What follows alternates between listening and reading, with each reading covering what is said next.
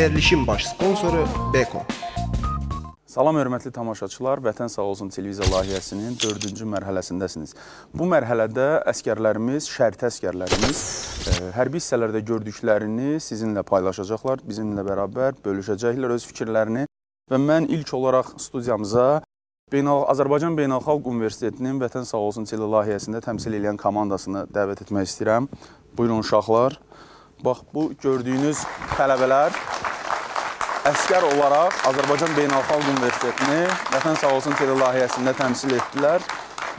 Nə dərəcədə təmsil etdilər, siz onu artıq efirdən görmüsünüz. İndi uşaqların öz, belə deyək, fikirlərini, təəssüratlarını burada eşidəcəyik, görək hansı təəssüratlarla hərbi hissədən ayrılıblar. Və mən ənənəvi olaraq qonaqlarımızı studiyaya dəvət etmək istəyirəm. Bildiyiniz kimi bizim bu ayki mövzumuz Dövlət Sərhəd Xidməti, sərhədçilərin sərhəddə fəaliyyəti və bizim tələbələrimizin də onlarla bərabər Azərbaycan sərhədlərinin qorunmasına həsr olunmuşdu. Elə ona görə də ilk olaraq Dövlət Sərhəd Xidmətinin zabiti Əkbər Mehdiyev, Dövlət Sərhəd Xidməti Mərkəzi Aparatının zabiti, polkovnik leytinant, xahiş edirəm, qarşılayın. Əkbər müəllim, buyurun, xoş gəlmişsiniz. Keçin, əyləşin.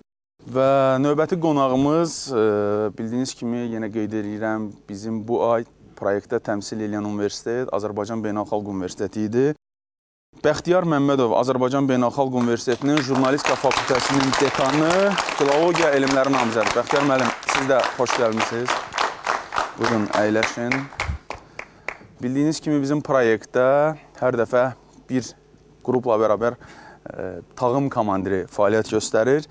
Bu dəfə qrupa rəhbərlik edən komandir Vəfa Zeynalova, Azərbaycan Akademik Milli Dram Teatrının aktrisası, üzr istəyirəm, Vəfa Rızayeva. Vəfa, gündə familiyavı dəyişirsən.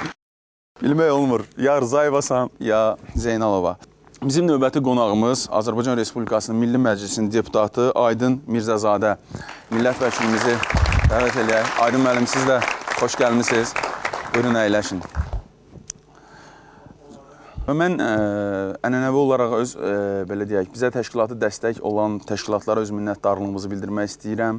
Beko şirkətinə, Mediclab tibb mərkəzinə, Bakı Sığorta şirkətinə daim onlar bizimlə bərabərdirlər və bizə dəstək olurlar. Biz də bax, bu vətənpərvər gəncləri efirdə göstərmək üçün şərait yaradırlar. İlk olaraq mən istəyirəm, bizim bir qısa sujetimiz var. Sujetə baxaq, tanış olaq, görək bu uşaqlar necə fəaliyyət göstəriblər. Yenidən studiyada bərabər olacaq. Ölkəmizin qabaqcıl özəl ali təhsil ocaqlarından biri olan Azərbaycan Beynəlxalq Universitetini Vətən Sağ Olsun layihəsində təmsil edəcək komandanı formalaşdırmaq münsiflər heyəti üçün çox çətin oldu desək yanılmarıq. Amma əsası odur ki, bu çətinlik universitetin tələbə heyətinin vətənpərvərlik kriteriyalarına uyğun gəlməməyindən doğmurdu. Əksinə, layihəmizin vətənpərvərlik çağırışına olan münasibətin gözlədiyimizdən daha müsbət olması bizi sevindirir. Belə ki, layihədə iştirak etmək istəyənlərin sayı rəqabəti artıracaq dərəcədə çox idi. Gərgin müzakirələr nəticəsində Beynəlxalq Universitetin 12 nəfərdən ibarət komandası məlum oldu. Qarşıda onları bir önəmli sınaq daha gözləyirdi. Komandanın təkcə zahirən deyil, daxilən də güclü olduğuna əmin olmaq üçün onları Mediclab tibb mərkəzində kompleks müayinədən keçirdilər. Bax, burada nəticələr o qədər də ürəkaçan olmadı. Tibbi müayinədən mənfi rəy alan iştirakçıların yerinə ehtiyat iştirakçılar salındı və komanda təlimlər zamanı baş verə biləcək bütün təhlükələrə qarşı Bakı Sığorta şirkəti tərəfindən sığortalandı. İndi artıq bu tələbələr onlara verilən şansdan, universitetlərini təmsil etmə şansından yararlanmaq üçün tam hazır idilər. Qarşıda bu tələbələrə əsl əskər həyatı gözləyirdi. Elə buna görə də komanda fəaliyyətinə hərbi dərslərə qatılmaqla, sərhədçi peşəsinin sirlərinə yiyələnməklə başladı.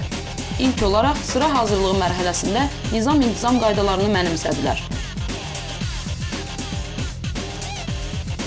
İlk dəfə əllərinə silah aldılar. İlk dəfə atəş açdılar. İlk dəfə zirehli texnika ilə tanış oldular. Hələ üstəlik ilk dəfə hərbi təlim zamanı əsl həyəcan yaşadılar. Bunlar azmış kimi Novruz bayramında da sərhədçilərlə birgə hərbi hissədə, cəbhə xəttinin lap yaxınlığında qarşıladılar. Bu mərhələni uğurla başa vuran gənc əskərlər artıq sərhəddə xidmət etməyə, döyüş tapşırığını yerinə yetirməyə tam hazır idi. Tapşırıq bir gün ərzində bir sərhəd zastavasında xidmət etməkdən və şərti olaraq sərhəddi keçmiş sərhəd pozucusunu yaxalamaqdan ibarət idi. Komanda artıq indiyə qədər keçdiyi hərbi dərslərin, təlimlərin hesabatını verməli idi. Yəni, bura əsl sınaq meydanı idi. Beləliklə, nəzarət iz zolağı boyu xidmətə çıxan komanda üzvləri aşkar etdikləri rəpirlərdən bu ərazidə dövlət sərhəddinin pozulması xəbərini zastavaya çatdırdılar. Həyəcan siqnalı ilə hadisə yerinə xüsusi əməliyyat qrupları göndərildi və sərhəd pozucuları tərk-silah edilərək yaxalandı. Komanda əməliyyatı uğurla sona çatdıraraq komandirlərin etimadını doğrultdu. Sınaqdan da üzü ağ çıxdı.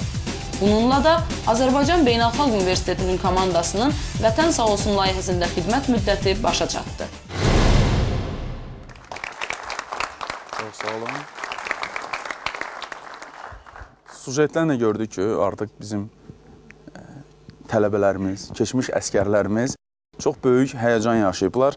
Amma orada qeyd olunmadı, əskərlərimiz həm də düz düşmənlə üzbəyiz ön xəttdə, yəni biz bu dəfəki proyektimiz Dövlət Sərhəd Xidmətinin Horadiz sərhəd dəstəsində oldu. Horadiz sərhəd dəstəsi cəbhə xəttinə ən yaxın sərhəd dəstəsidir. Cənub istiqamətdən İran İslam Respublikası ilə həmsərhəddir və qərb istiqamətdə bizim işğal altında olan torpaqlarımızla artıq düşmənlə üzbəyiz dayanıb. Uşaqlarımız orada da oldu, o həyəcanı hiss etdilər. İlk olaraq mən Əkbər müəllimə sual vermək istəyirəm. Əkbər müəllim, bizim bu gənclərdən sərhədçi olarmı? Təbii ki, mən hal-hazırda təqdim olunan süjet izləyərkən əsasən onlarda olan səyi, döyüş tapşırığının yerinə yetirilməsi üçün bütün qüvvələrin səfərbər edilməsini ilk növbədə gördüm və belə hesab eləyirəm ki, ola bilsin hal-hazırda onlar hansısa bir nöqsanlara, səhvlərə yol versələr də gələcəkdə onlardan, bizim bu gənclərdən əsl sərhədçilər çıxar. Mən belə hesab eləyirəm. Bəxtiyar müəllim, əslində proyekt təzə başlayıb və ilk olaraq başlayanda sizdən öncədə universitetlərlə biz iştirak elədik və getdik artıq Beynəlxalq Universitetə gəlib çatanda gördük ki, sən demə bizi izləyənlər çox uymuş, yəni bizim fikirləşdiyimizdən daha çox idi, uşaqlar daha aktiv idi. Ümumiyyətlə, universitetdə hansı əks-səda və yaxud da ki, hansı, belə deyək, təəssüratlar doğulurdu bu proyektin sizin universitetə gəlməsi? İlk dəfə bu televiziyada bu süjetlər gedəndə biz izləyəndən sonra hətta bizə müraciət olunmamışdan bizim tələbələr bizə müraciət etdilər ki, Vətən Sağ Olsun verilişi və nə vaxt bizim universitetdə olacaq, biz universitetdə istəyirik bu iştirak eləyib bu tədbirdə və bununla bağlı biz müraciət etməmiş, artıq bizim universitetə müraciət olundu bununla bağlı. Siz özünüz də şahidi oldunuz ki, yüzlərlə, minlərlə tələbə həmən çəkiliş vaxtı toplanmışlar ora və biz bunu ilk dəfə 3 turda keçirdik. İlk 2 turu biz deməli Azərbaycan Beynəlxalq Universitetinin idman kompleksində keçirdik. Orada 2000-ə yaxın tələbə iştirak edirdi. Bu 2000-ə yaxın tələbədən biz 500 nəfər seçdik, 500 nəfərdən sonra 150 nəfər seçdik və 3-cü turda bütün münsiflərin iştirakı ilə oradan 12 və 2 ehtiyat tələbə seçməklə 14 nəfər tələbəni seçdik. Adətən indiki gəncləri, elə bizim özümüzü qınayanlar çox olur ki, indiki gənclər biraz şou və yaxud da ki, başqa motivli verilişlərə, proyektlərə daha çox meyillidirlər. Amma Vətən Sağ Olsun layihəsi onu göstərir ki, gənclərimiz həm də vətənpərvərdirlər və lazım olan anda səfərbər ola bilirlər. Rövşən müəllim, onunla izah edə bilərəm ki, həqiqətən qınamağa haqları da var. Çünki bu dəqiqə bir 7-8 televiziyada ancaq şou proqramlar, yəni orada daha üstünlük təşkil edirlər. Ancaq Vətən Sağ Olsun bu teleproyekti həqiqətən də böyük əks-səda doğurdu. Biz demirik olmasın, şou da olsun, gənclər üçün lazımdır, başqa digər proqramlarda olsun. Ancaq bugün bizim 20% torpağımız işğal altındadır. Bizə əsasən ən öncül yerdə dayanan vətən haqqında çox verilişlər. Elə o şou proqramlarının içində də Bəxtiyar müəllim bir vətənpərvərlik mövzusu qoymaq və onu insanlara çatdırmaq olar. Ümumiyyətlə, ən böyük uğur, əskərə ən böyük təsir elə musiqinin, belə deyək, incəsənətin, kinonun, teatrın gücü ilə olur. Aydın müəllim, bu gün Azərbaycan xalqı sözün hər bir mənasında səfərbərlik nümayiş etdirmək vaxtı gəlib çatıbmı? Artıq 2000 nəfərimiz var. Qalan minlər də elə birinci çağırışdacağız vətən torpağını həm işğaldan azad etməyə, həm də qorumağa layiqdirlər. Və bu Beynəlxalq Universitetdə çox saylı gənclərin hərbi hissələrin birində təlim keçmək, döyüş tapşırığını yerinə yetirmək çağırışına həvəslə cavab vermələr göstərir ki, indiki gəncliyimiz vətənpərvərdir, torpağını, dövlətini sevəndir və istənilən çətin an dövlət onlara etibar edə bilər.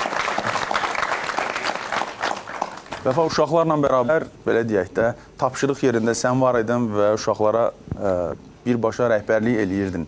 Ümumiyyətlə, necə fikirləşirsən? Bu uşaqlarla Qarabağı qaytarmaq olar? Çox maraqlıdır ki, Rövşən, biz gedəndə mən artıq bilirdim hara gedirik və hansı çətinliklərlə üzləşəcəm.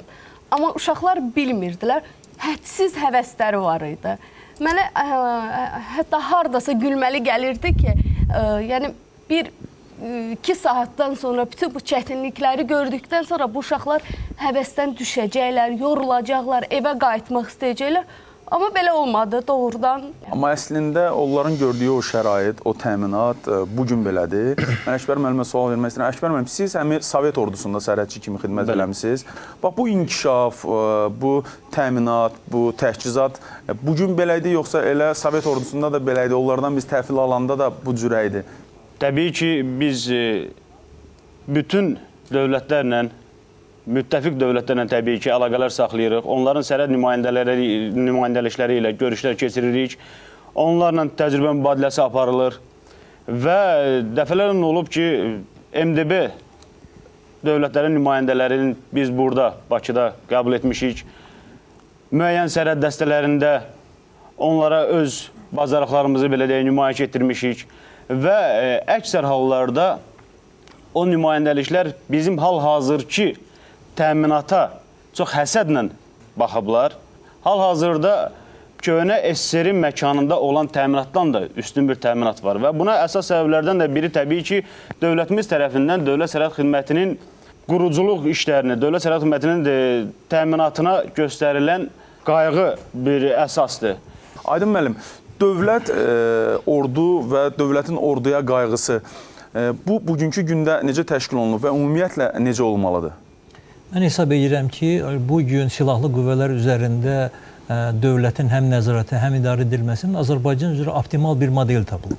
Birincisi ondan götürək ki, dövlət başçısı, hansı ki, xalq tərəfindən seçilir, silahlı qüvvələrin ali baş komandanıdır.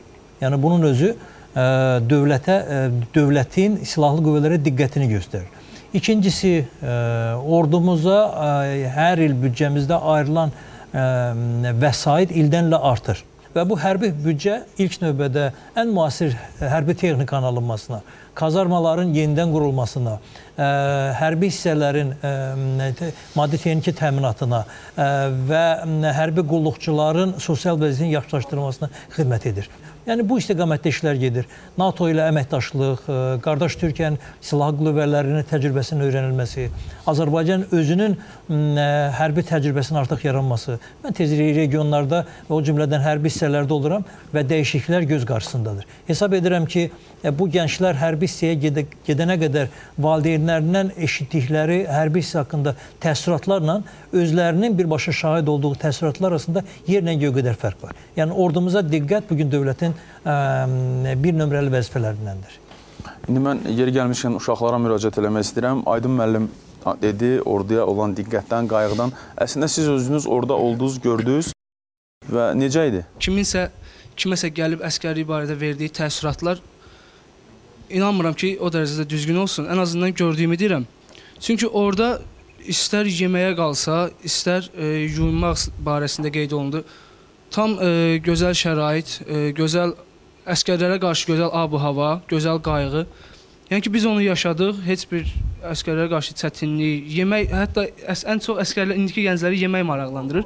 Yemək yox. Niyə maraqlandırır ki, yeməsi? İndiki gəncləri niyə yemək maraqlandırır ki?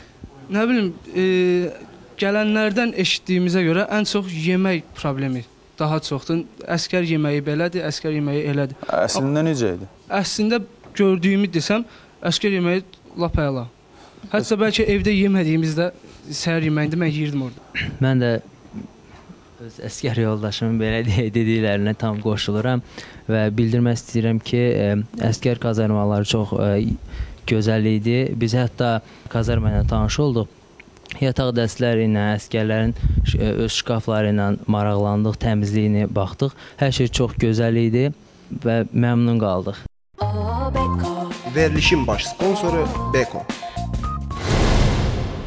Əkbər müəllim, ümumiyyətlə bizim gənclərimiz danışmağı xoşlamırlar da. Onlar ancaq tapşırıqları, onlar artıq əskər kimi özlərini aparırlar. Bizə tapşırıq verin və yerinə yetirək. Ümumiyyətlə, sərhəd qoşunlarında tək biz gördüyümüz hərbi hissə idi ki, belə müasir standartlarla tikilib, qurulub, yoxsa sərhəd dəstələri çoxdur? Sərhəd qoşunlarının bütün hərbi hissələrində təminat məsələlərindən heç bir problemlər yoxdur. İkinci tərəfdən, demək olar, bütün sərhəd dəstələrində, bu tək Qaradiz sərhəd dəstəsi deyil, bu Zaqatala, Şəmkir, Göytəpə, Şəki və digər sərhəd dəstələrində həmçinin binalar inşa edilərək sərhədçilərin istifadəsinə verilib.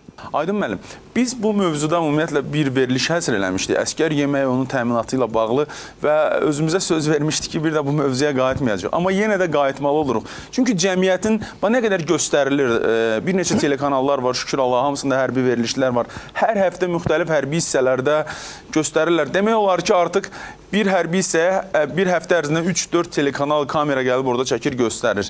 Və yenə də bu insanlar, yəni bizim kütlə, gənclər, valideynlərimiz nədənsə narazıdırlar. Sizcə bu niyə belədir axı? Ona görə ki, bir vaxtlar var idi. Amma indi büdcə artıb, o baxımdan artıq hərbi hissələrdə ərzaqla təminatda heç bir problem yoxdur. Və əgər hansısa valideyn bu məsələdə narahatdırsa, o övladının xidmət etdiyi və yaxud da maraq xatirinə yaxınlıqdakı hərbi hissəyə gedib nahar fasiləsi zamanı o yeməyin keyfiyyətinə və eyni zamanda miqdarına diqqət yetirə bilər. Əkbər müəllim də dedi, biraz o, belə deyək, zabitlərin, əskərin təminatı ilə bağlı danışaq. Ümumiyyətlə, bu zabitlərin təmin olunması, onların sosial vəziyyətinin yaxşılaşdırılması, bu döyüş ruhuna sizcə nə dərəcədə təsir eləyə bilər? Birbaşa təsir eləyir. Yəni, etiraf eləyək ki, bu birbaşa təsir eləyir. Yəni, həm zabit, həm əskər tam arxayın olmalıdır ki, bunun ailəsi tam təmin olunub.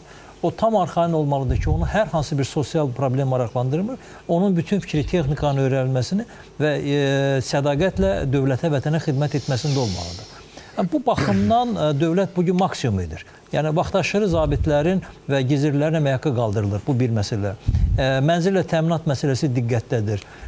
Və eyni zamanda zabitlər üçün hərbi ipoteka deyilən bir proqramın həyata keçirilməsi nəzərdə tutulur. Mənzil olmayan zabitlərin mənzil kirayə haqqının ödənilməsi dövlətin hesabınadır. Yəni, bu baxımdan hər hansı bir problem yoxdur. Bəxtiyar müəllim, ümumiyyətlə ordudan boyun qaçırmaq istəyənlərin əksəriyyəti bunun hasant yolunu universitetlərə daxil olub, 4 il artıq orada oxuyub, biraz da belə deyək, yaşlarını böyüdüb, ondan sonra magistraturaya daxil olmaq, aspiranturaya daxil olmaq və müəyyən yollarla seçirlər. Ümumiyyətlə, sizin universitetdə bunların qarşısını alınsın deyə hansı işlər görür? Aydın müəllim qeyd elədi, yəni bu ola bilərdi bir 4 il, 5 il öncədən. Ancaq indi elə bir hal yoxdur. Yəni, ona Ferrari deyilirdi, o boyun qaçırırdı hərbi xidmətdən. Ancaq indi lap universitetə daxil olsun, magistraturanı oxusun. Bu, yenə də hərbi xidmətdə qulluq eləməlidir. Son 4-5 ildə bu universitetdə rast gəlinməyibdir kimsə hərbi xidmətdən boyun qaçırsın və yaxud qaçsın hərbi xidmətdən. Aydın müəllim, müxtəlif qoşunlarda da olursun, mənim daxili qoşunlarda da, sərhəd, Müdafiə Nazirinin hərbi hissələrində ümumiyyətlə, belə deyək, bu inkişaf gedir, əskərlərimiz canla başla xidmət aparırlar. Artıq son Tərtər istiqamətində gedən döyüşlər də göstərdi ki, Azərbaycan ordusu qarşısında duran istənilən tapşırığı yerinə yetirməyə hazırdır. Sizin öz fikirləriniz, yəni öz şəxsi fikriniz necədir? Birincisi qeyd edək ki, istiqamətimiz düzgün götürülüb. Yəni, ordumuzu NATO standartlarına uyğun Türkiyə Silahlı Qüvvələrinin təcrübəsindən yararlanaraq qurmaq. İstiqamət düzgündür. İkincisi, dövlətin orduya diqqəti daim artır. Üçüncüdə qalan yerdə isə Azərbaycan xalqı ümumən dövlətə bağlı olan xalqdır. Və dövlətə də bağlılıq ilk növbədə hərbiyə, orduya bağlılığı tələb edir. Məsələn, bu yaxınlarda mən bir ziyalıdan maraqlı bir söhbət eşitdim. Deyir, o xalq ki, öz əskərinin çəkməsini təmizləmək istəmir, o onda başqa xalqın əskərinin çəkməsini təmizləməyə məcburdur. Ona görə də hər birimiz bu vətəni qorumaqda öz əskər yerimizi müəyyənləşdirməli. Bugün Azərbaycan ordusu erməni ordusundan güclüdür. Mən bunu tez-tez hərbi hissələrdə olan generallarla söhbət edən, hərbi siyasətlə maraqlanan bir insan kimi deyirəm. Bu bir məqam. İkincisi, bugün Ermənistan silahlı qüvvələrində hərbi xidmətdən yayınanların sayı durmadan artır. Hər il Ermənistandan 70 min gənc, hansı ki hərbi çağırış yaşındadır, Ermənistanı müxtəlif yollarla tərk etməyə çalışır. Çünki Ermənistan ordusunda birincisi təminat Azərbaycankindən qat-qat aşağıdır. İkincisi, Ermənistan ordusu əskəri başa düşür ki, o öz torpağını, öz kəndini qorumur. O, işğal etdiyi torpağı qoruyur və bu baxımdan o istər-istəməz daxilində bir qətiyyətlik yoxdur. Biz Horadi sərhəd dəstəsində olarkən orada bir mənzərənin şahidi olduq. Hörmətli tamaşaçılar, belə bir qısa anlayış verim. Yəni, traktorla gedirlər, arxasında lapet qoşulu, 8 nəfər ailə üzvü traktorda, sürücünü vurur düşmənlər, vurandan sonra traktor dayanır, bir qırat mərmisini düz traktorun lapetinə vururlar. Orada 6 uşaq, 2 qadın yerincə də şəhid olur. Onların atası, yəni valideynləri sağ qalır, çəkilir Araz çayının sahilinə, orada gizlənir və bir müddətdən sonra ermənilər gəlir, yaxınlaşır traktora. Traktora yaxınlaşır, yerdə o yaralıları da gülləliyirlər, yerində öldürürlər. 3 gündən sonra çəkilirlər o istiqamətdən. Çəkiləndən sonra atası gəlir, yaxınlaşır, öz barmaqları ilə, yəni qazmağa yer də olmur. Yığır, yəni bədənlərinin bir çox hissələri ayrı-ayrı hissələrə bölünür. Yığır bir yerə, onları qazır, orada da dəfn eləyir və sonra çıxır gəlir. O hadisəni gördünüz, ümumiyyətlə o sizdə hansı təəssüratlar yaratdı? Mən xatırlatmaq istəyirəm ki, bizim o yaşadığımız hisslər ən ağır və ən kədərli hisslər idi və hətta mən orada göz yaşlarımı saxlaya bilmədim. Mən ağlamırdım, bu bizim zəifliyimiz deyildi.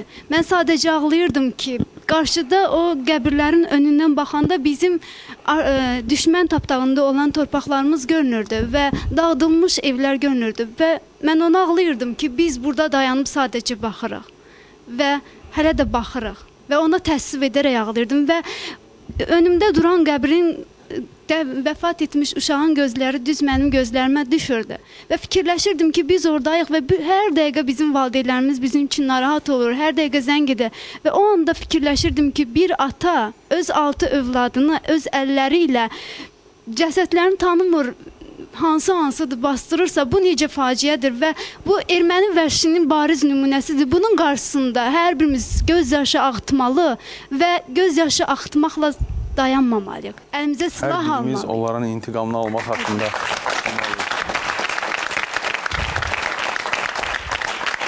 bizə tapşırıq verilsə ki, Qarabağ torpaqlarını azad etmək üçün hücuma keçməliyik, Qarabağ torpaqlarını azad etməliyik. Siz buna hazırsınız ya yox? Biz bütün komanda olaraq məncə buna hazırıq. Çünki oranı gedib görmək lazımdır. Biz burada nə qədər o təəssüratlardan danışsaq da biz çatdıra bilmərik.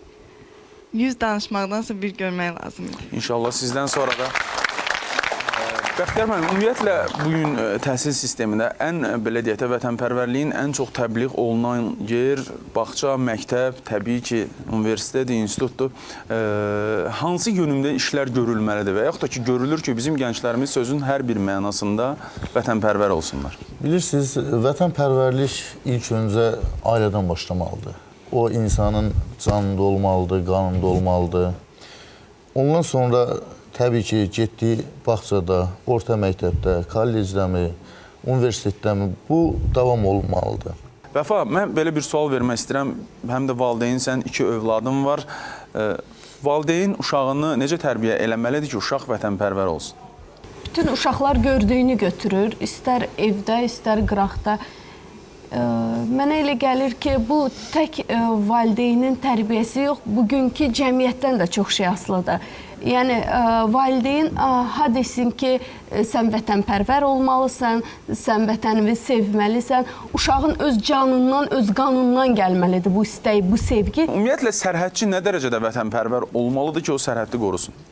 İlk növbədə mən bunu belə demək istəyərdim. Ümumiyyətlə, dövlət sərhədlərinin mühafizəsi, dövlət sərhədlərinin qorunması nədir?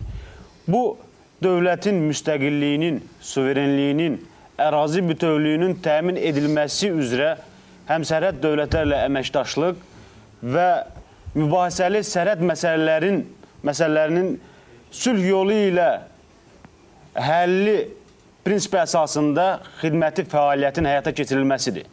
Sərhədçinin nə dərəcədə vətənpərvər olmasını hər hansı bir ölçü vahidi ilə ölçmək mənə belə gəlir olmaz. Ümumiyyətlə, hər bir Azərbaycan vətəndaşı vətənpərvər olmalıdır. Hər bir Azərbaycan vətəndaşının qəlbinin dərinliyində öz vətəninə, öz torpağına məhəbbət hissi olmalıdır və təbii ki, bu Azərbaycan sərhədçisi də Azərbaycan xalqının bir övladı kimin bunun bariz bir nümunəsi olmalıdır. Mən burada artıq bizim, belə deyək də, keçmiş, təxris olunmuş əskərlərimiz var. Mədəniyyət və İncəsənət Universitetinin tələbələri, hansı ki, bizim bundan öndəki proyektimizdə iştirak etmişlər. Artıq Vətən Sağ Olsun, vətənpərvərlik klubları fəaliyyət göstərməkdədir. Bu gördüyünüz uşaqlar, proyektin iştirakçıları öz universitetlərində bu klubun fəaliyyətini genişləndirirlər və artıq onların bir internet saytı yaxınlarda fəaliyyətə başlayacaq. Biraz danışın görək, nə olacaq o saytda? Bu saytda əsasən vətənpərvərlik yolunda biz çalışacağıq, öz işlərimizi görək. Orada bütün soyqırımlarımız haqqında, bu proyekt haqqında, bizim institutlarımız haqqında və bütün orada iştirakçılar, bizim qəhrəmanlardan və s. vətənpərvərlik mövzuları olacaq.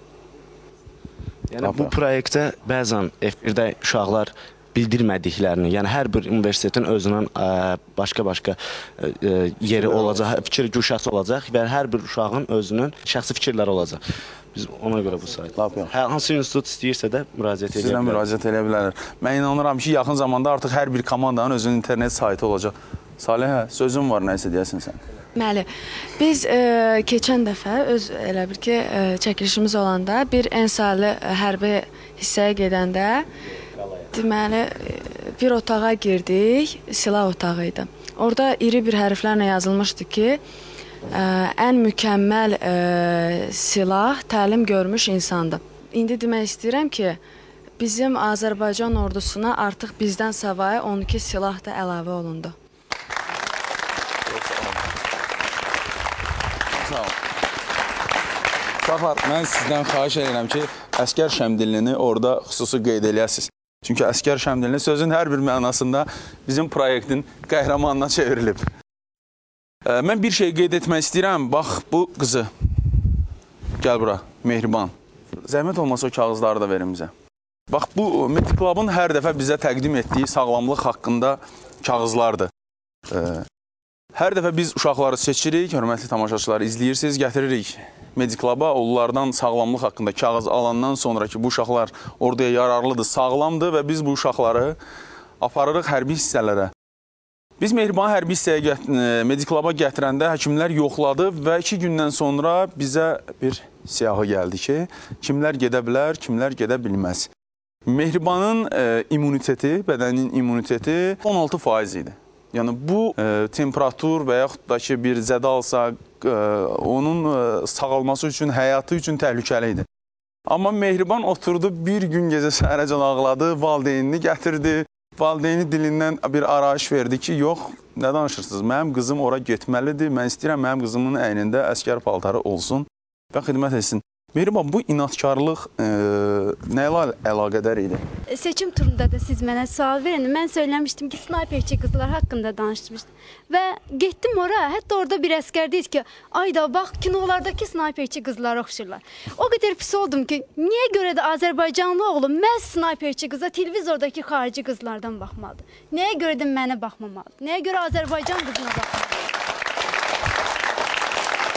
Mehriban, sən ora gedəndə təbii ki, biz istənilən təhlükəni sənə anlatmışdıq, cəbhə bölgəsidir, hər bir hadisə baş verə bilərdi. Və sən inatkarlıq elədin ki, yox, mən gedirəm. Niyə? Hansı hiss səni ora aparırdı? Mən Mediclub tırnan keçmədim və mən nə qədər zəif olsam da, siz hətta mənə demişsiniz, səni çətin təlimlərdə iştirak etməyəcək və inciməm. Mən dedim ki, çətin təlimlərdən bir sənə, amma mən onu... o anda sizdən incidim. Çünki mən istəmirdim ki, heç vaxt zəif görünüm. Çünki baxmayaraq ki, immunitetim zəifdir, mənim vətənə olan məhəbbətim və düşmənə olan nifrətim yetərdi ki, mən orada bütün çətinliklərə qalib gəldim. Amma Mehriban, mən bir şeyi hörmətli tamaşaçılar da eşidir ki, qeyd eləməyə borçluyam ki, birinci gün Mehriban, deməli, yatlığı girdim, bunların yataq otağına baxım, necə yatırlar. Bizim növbəti, yəni sujetlərdə, yəni 2 verilişin aparıcısı olan Arzu Əliyevanı, dedim, Arzu, düz Mehribanın böyründə yatırsan və Mehribanda gözün olsun. Dedi ki, yaxşı, səhər durdu, gördüm ki, bunların için elə ən gümrah budur. Növbəti gün artıq qızları Mehriban'a tam. Mehriban, qızlarda gözün olsun.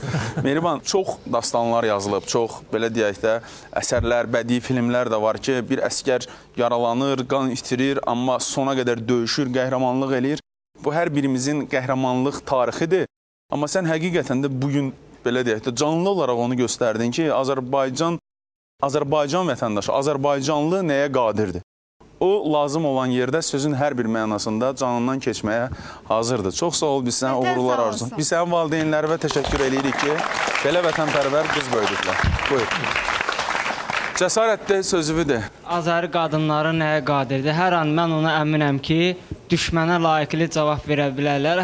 Lap qədim zamanlarda tarix boyu qadınlarımız düşmənə qarşı inadla mübarizə aparmışdılar.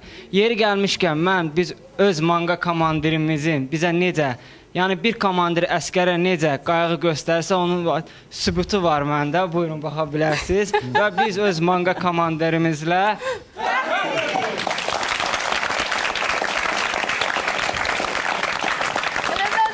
əslində biz hər dəfə bu verilişdə nədənsə elə qadınların qəhrəmanlığından danışırıq.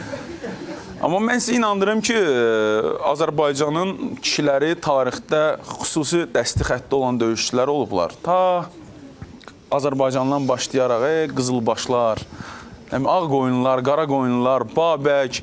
Yəni, kifayət qədər Azərbaycanlılar var ki, tarixə öz sözlərini qızıl hərflərlə yazıblar. Və bugün də var, bugün Azərbaycanın çox güclü ordusu var və sonda hər birinizin ordumuz haqqında, belə deyək də, son ürək sözlərini eşitmək istəyirik. Aydın müəllim. Mən onu demək istəyirəm ki, belə gənclər olan ordu yenilməzdir. Eşq olsun. Vəfat, uşaqlar komandirlərindən çox razıdırlar. Bəs komandir şəxsi heyətdən?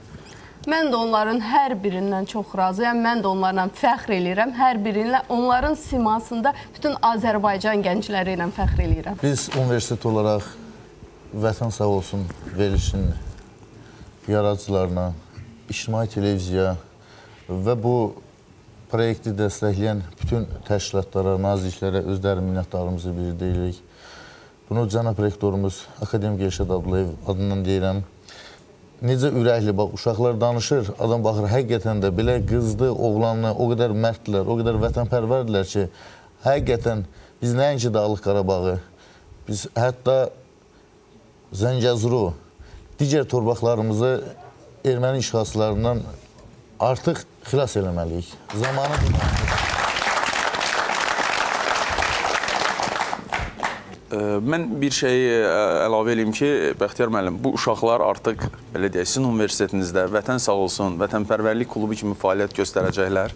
Mən inanıram ki, növbəti universitetin, yəni İqtisad Universitetinin tələbələri burada əyləşəndə, siz orada əyləşib artıq yeni bir ideyanızı onlara misal göstərəcəksiniz. Mən buna əminəm və gözləyirəm. Cənab Polkovnik, sizin son olaraq həm sərhədçilərimizə, həm bizim vətəndaşlarımıza, həm bizim sərhədlərimizi pozmaq istəyən insanlara sözünüz. İlk növbədə İctimai Televiziya, Teleradio şirkətinin bütün rəhbərliyinə, bu layihənin bütün yaradıcı heyətinə, bizim komandanlığın, şəxsən Dövlət Sərhəd Xidmətinin rəisi cənab general-leytenant Elçin Quliyevin və Dövlət Sərhəd Xidmətinin bütün möhkəm bir kollektivi adından minnətdarlığımı bildirirəm ki, siz məhz Dövlət Sərhəd Xidmətinin, sərhəd qoşunlarının fəaliyyətini işlandırmışsınız və arzu edərdim ki, gələcəkdə belə layihələrin yaradılmasına daha çox geniş yer verilsin. Tək Beynəlxalq Universiteti yox, digər ali məktəblərin, digər ictimai birliklərin ümumiyyətlə belə layihələrdə iştirakına geniş yer verilsin. Bütün Azərbaycan gənclərinə oğlan və ya qız olmasından asılı olmayaraq bildirirəm ki, hal-hazırda dövlət sərhədləri etibarlı əllərdədir. Sizin ki, belə dəstəyinizi mən görürəm və hesab eləyirəm ki, sərhəd pozlarına heç hansısa bir sözləri çatdırmağa dəyməz. Onlar özlərinin, bizim bu gənclərin həvəsini, bizim bu gənclərin hansı tərbiyə ilə, hansı ruhla, hansı həvəslə bu layihəyə qatılmağını, ümumiyyətlə tək dövlət sərhədlərinin mühafizəsini yox, ümumiyyətlə vətəni müdafiə etmə həvəsini görməsi kifayət eləyər ki, həm sərhəd pozları, həm qaçaqmalçılar, həm ümumiyyətlə Azərbaycan torpaqlarına göz dikmiş digər mənfur qüvvələr bu niyyətlərindən əl çəksinlər və həmişə bilsinlər ki, Azərbaycan sərhədləri qorunur və bundan sonra daha etibarla, daha möhkəm qorunacaq.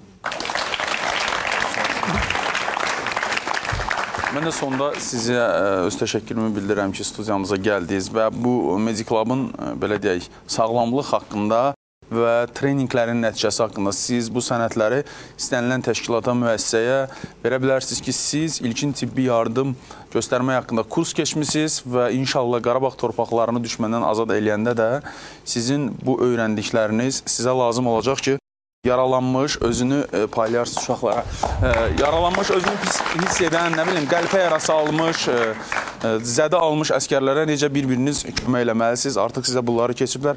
Uşaqlar, sizin son olaraq sözləriniz? Son olaraq demək istəyirəm ki, biz bu proyektə qoşulmamışdan əvvəl heç bir silahdan istifadə eləməmişdik və güllə atmamışdıq canlı. Biz bunu öyrəndik. Artıq biz bilirik ki, əlimizə silah alıb bunu düşmənə qarşı doğrultmaq və istədiyimiz anda düşməni yox etmək gücünə malikik. Və bunu da qeyd eləmək istəyirəm ki, bir yax mənə uşaqlardan birindən eşitdim ki, ermənilər və yaxud da Ermənistan televiziyasında belə bir xəbərlər gedir ki, Azərbaycan öz gəncliyini ermənilərə bir müharibə əzmində yetişdirir. Biz onlara bildirmək istəyirik ki, Azərbaycan gənci nəinki müharibəyə, hətta başqa sahələrdə də onlara qarşı layiqli mübarizə aparmağa hazırdır.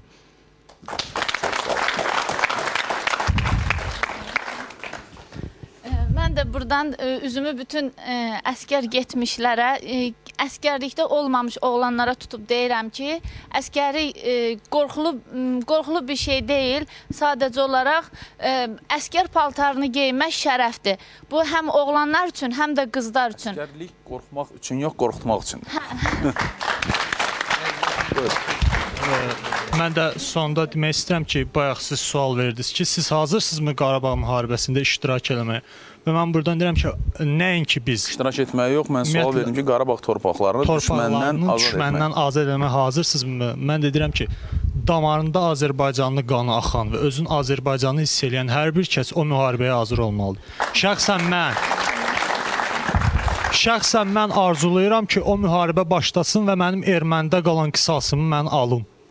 İnşallah. Mən də sonda onu demək istəyirəm ki, mən də getdim, orada iştirak elədim və hərbi hissəni gördüm, nə çətinliklər, nə asanlıqlardan keçdi. Amma nəyə görə də biz Salatın Əsgərova kimi ki, cəsarətlik, mərdlik göstərə bilməliyik. Məhz biz onu kimi olmalıyıq. Siz artıq onu göstərdiniz. Azərbaycan qadınları, bütün Azərbaycanlı şəxslər vətənə xidmət etməkdən yayınmamalılar. Əsasən gənc oğlanlarımız. Çox sağ olun. Uşaqlarımız sona yaxın aktivləşir.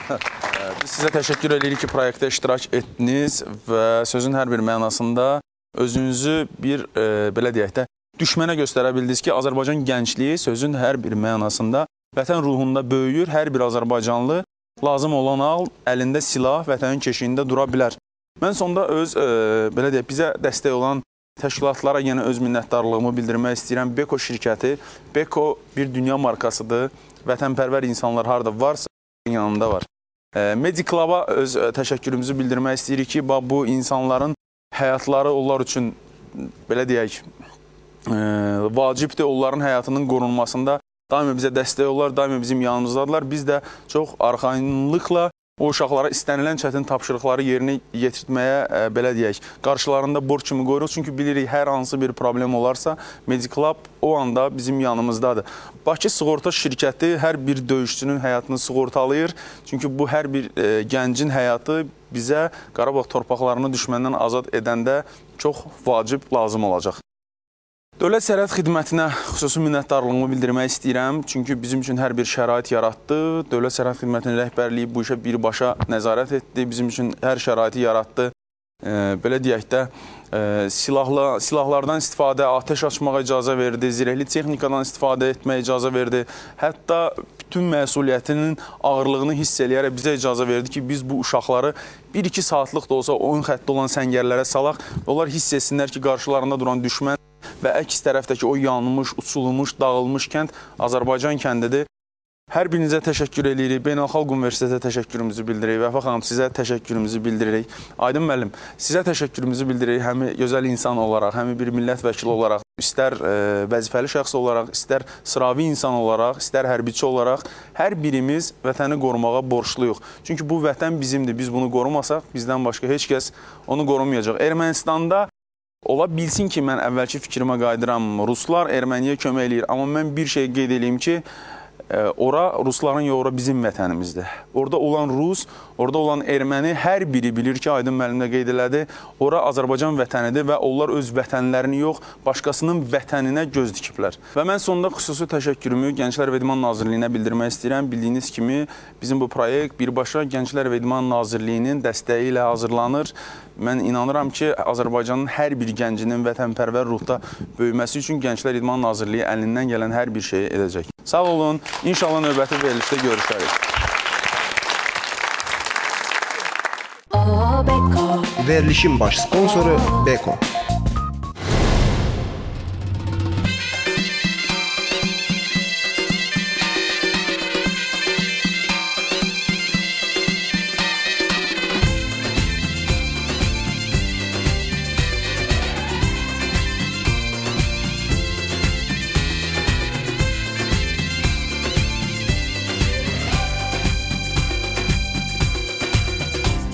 Sarılıb silaha igidlərimiz tərhədlər boyunca səngərlər qurur. Üç renkli bayrağa and içən əskər xalqın keşiyində müsəlləh durur. Bu millət çox dözür, artıq bəsidir, artıq səbrimiz